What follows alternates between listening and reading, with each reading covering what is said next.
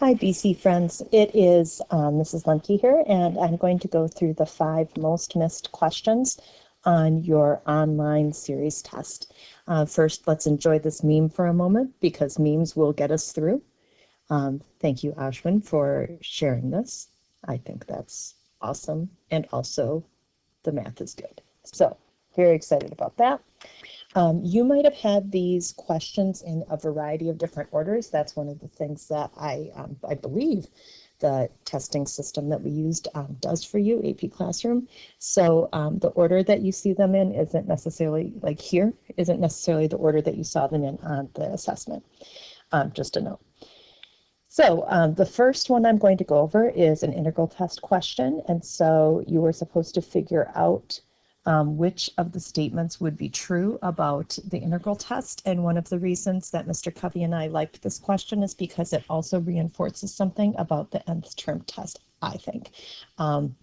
So anyway, since they mentioned integral test here, certainly that is something that we would want to use. We know that if we were actually using the integral test, we would check our 3 conditions in order to apply the integral test.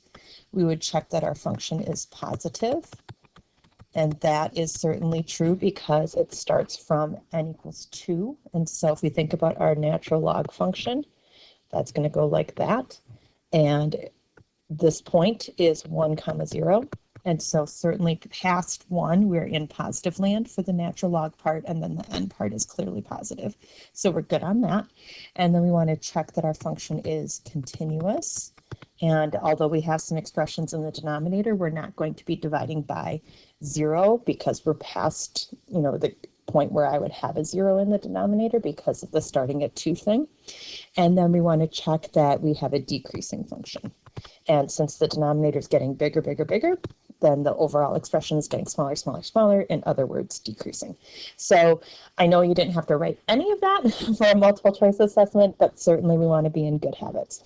And then we want to actually go ahead and do our integral test. So I'm going to come over here just for some more space and write out our integral. Okay, so here's our integral, and we just rewrite it as a limit. And we should recognize, you don't necessarily have to write out the u substitution, but you should recognize that you are doing a u substitution. So this part is like your u, and the rest of this is the derivative of that expression. And so we are actually doing a u substitution. I don't know why this pen keeps getting so thick. Anyway, whatever. So this is actually in the form of du over u, which means the antiderivative is natural log. So we have the limit as b goes to infinity of the natural log of the absolute value of u, and u is the part I circled in green, so that's natural log of x. And our bounds are b going to infinity and 2. So when I substitute those in, I'd have this minus natural log absolute value of 2. I think I didn't write enough ln's there. Hold on a sec. So ln of 2. Okay, regardless. Okay, so that isn't super critical because this part is going to be a constant regardless of how many ln's are on it, but still.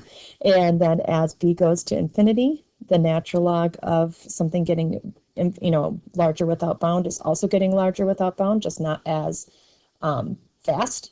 Okay, natural log slows things down. And then natural log of that would still slow things down, but still going to infinity, just not as quickly. So I have this something that's going to infinity minus something finite, which is still going to go to infinity. And that result in the integral test means we have something that diverges. Now, at this point, we want to check out our answer choices. And so we certainly would throw out these because we just found divergent. And then the other part of the answer choice really doesn't have to do with the integral test. It has to do with thinking about the limit of the term. So if I were to look at the limit of this expression, right, thinking of it like a sequence, not as a series per se. And as n gets bigger, what is happening to these terms? Well, natural log is getting bigger, n is getting bigger, so this whole bottom part is getting bigger, so the fraction would be getting smaller. And so that is why this is the correct answer. And it's just to point out the fact that just having terms that are getting smaller does not guarantee convergence. This is the whole idea behind the nth term test for divergence. It's a common mistake that you all tended to make early in the year, but I think we've gotten that out of your heads. So that's good. That's a common misconception. I don't think we have that so much anymore. So yes, when you get a limit of 0, that means you know nothing, right? You don't know if the series converges or diverges, so just looking at this limit isn't enough. The terms have to get small enough, fast enough, not only small enough. All right, this is the next one that we're going to look at, and I think this is a tricky question in part because they use the letter P, which I kind of think is not the kindest choice, but also, although I didn't like it, I didn't want to avoid it in our selection of questions because this is exactly the kind of thing that College Board sometimes does accidentally or sometimes on purpose, because they want to see if you're flexible with notation. So this wasn't so much about P series, even though the letter P was used in the problem. So if it were me doing this as a test question, I would really utilize these multiple choice answers. And I looked at that as a number line and said, all right, well, one of my answers is that P could be bigger than 0. So here's 0 on my number line. Maybe this right-hand side of the number line works. Or maybe it's the part between 0 and 4. Or maybe it's the part bigger than 1. Or maybe there's nothing for which we have convergence. Okay, that's what they're asking me about. Okay, so I just really need to check out values in these different sections of the number line, and then I will know the answer. Okay, so you don't have to do it this way. Certainly you could be more sophisticated and just work this in general. I wasn't very sophisticated, to be honest. I worked the question just trying out some values. So the first value I tried out was 5 because this would let me eliminate some things. And so I said, okay, if P is 5, then my series is n to the 5 over 4 to the n. And I'm going to do, blah, blah, blah. And I'm going to do a ratio test on that. So I'm going to have the limit and have absolute value. I'm going to plug in n plus 1 for all of my n's. And then this part is just as in the problem. So here's my ratio test setup. Then I'm going to rewrite this as a multiplication statement. And I'm going to put together the things that are going to be useful to put together, because that would be an equivalent statement. You don't really have to move things if that confuses you. It will be fine, right? Just an algebra choice. Okay, so now here I have one more 4 in the top than in the bottom. So these are going to cancel out. I just have a single 4 in the denominator. And then over here, I could think of that, keep track of that 4 in the denominator.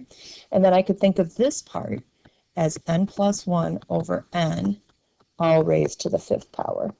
And so if you sort of like denom this in your head, right, this is 1 plus 1 over n. As n gets larger. And so this part is going to go to 1. And so overall I have 1/4, which is less than 1, which is convergence in the ratio test. So I know, to go back to my number line thing now, I know that 5 worked. 5 needs to be included in my answer. So this will allow me to remove B and D as choices. Okay, so I've just shown 5 works, so it can't be just between 0 and 4, and it can't be none because I just found one that works.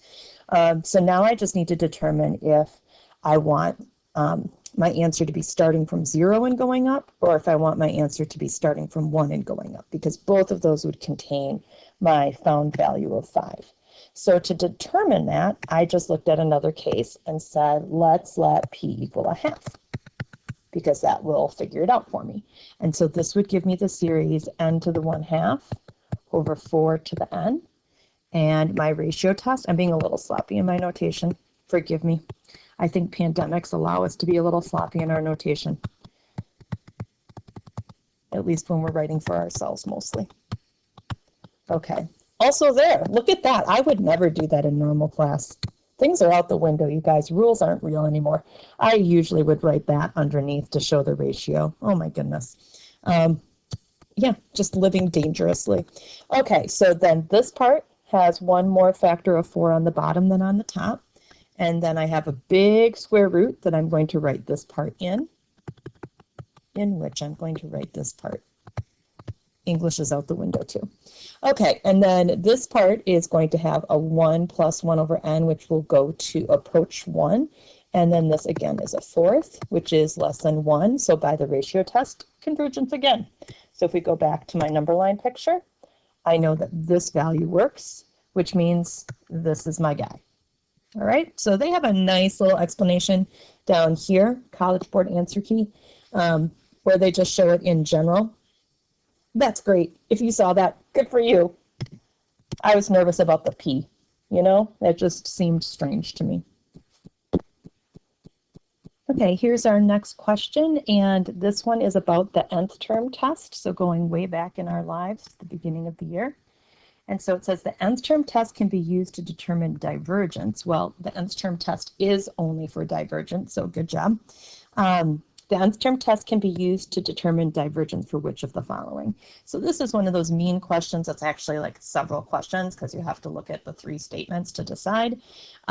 Over to the right, I've reminded you of what the nth term test is essentially. So if you take the limit of the expression, so thinking of it like a sequence, and you get something that is not 0, which could be a different finite number or could be infinite, but something that is not 0, then you have a divergent series. And if the limit is 0, we don't know what's going on. So we have to think about other things to fully know. So we are going to look at each of these expressions. And the first guy, notice that ln. I know when I did the question the first time, like I was getting a little confused because my answer choices didn't make sense. And it's because I missed that ln right there, because limit and ln, sometimes, I don't know, the L's blur together for me or something. Okay, so anyhow, have this k, that's fun, k, something different. K is going to infinity. And so here we could rewrite this. We could say we have the limit of the natural log of 1 plus 1 over k as k goes to infinity. So as k goes to infinity, this part is going to shrink. And so the whole expression is going to natural log of 1. So this is the limit of the natural log of 1. And natural log of 1 is 0. And that tells me nothing. So what can I do? I can eliminate b. And I can eliminate d, because the nth term test isn't telling me anything. I can't determine anything when I get the limit is 0. So that was a nice thing to start with, because now I'm down to a 50-50. If I'm running out of time, I would just pick, okay? I'm going to skip now to statement 3, because that's an easy one to do, easier, right? You might be like a little bit, read number 2 and be like, alternating series, gross, right? And so like if that's you, which is, I don't know, true confession, that was me, I just would decide to do the one that's more simple, right? Because that's going to give you your answer potentially. Okay, so here I've got 3k squared minus k to the third over 5k to the third as k goes to infinity. This is honestly like a math analysis question, because you're just basically thinking about end behavior on the right edge of the graph. If you think of this function as being like y equals that, put in x's instead of k's, it's asking about horizontal asymptotes or end behavior. So the degree is going to be what determines things here. And so I have the same degree top and bottom. And so it's the ratio of the leading coefficients. So this limit is just -1/5. And you know what? -1/5 is not 0. So that would mean that this series is divergent. And so now I know that 3 is a yes. And so oh, rats, I didn't get to exclude anything. It's either 3 only or 2 and 3. So I did have to go back and look at the alternating series one. You're such a booger, College Board. Okay, so I'm going to look at this one and see if I'm just going to think about it not as an alternating series and see what happens in terms of like trying to think about absolute convergence. So for absolute convergence, think about this limit like you would. And again, end behavior gives me a limit of 1/2, which isn't 0. So this tells me that the positive twin is divergent.